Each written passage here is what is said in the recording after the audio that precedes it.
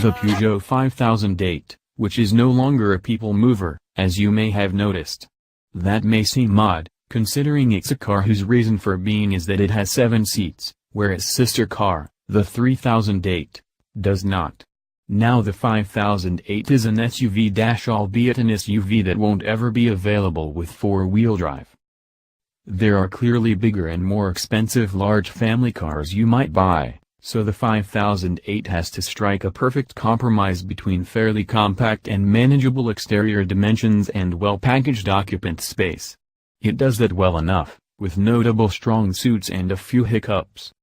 The car has 3 individual second-row chairs, each offering plenty of legroom on account of the 165mm that has been added to the platform's wheelbase as part of the 5008's making. Each chair folds, slides and reclines into various positions, and each has its own ISOFIX child seat anchorages, thumbs up for that. But to sit in, their cushions feel a bit hard, flat, short and slim, and second-row headroom is quite poor if you option your car with Peugeot's panoramic glass sunroof.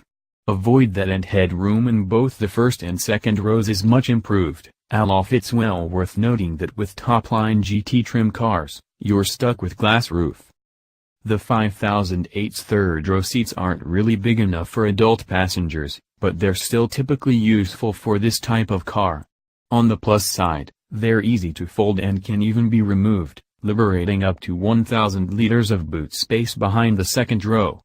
In the minus column, those rearmost seats don't have child seat anchorages and the 5008's front passenger seat doesn't either, so carrying a small army of kids in this car might not be as straightforward as it might have been.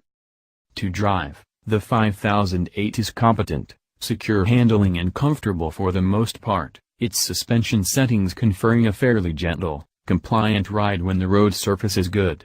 Over testing undulations, the car's vertical body control becomes a bit loose and wallowy, while broken, sharp-edged asphalt can bring the occasional thump and crash from the arches.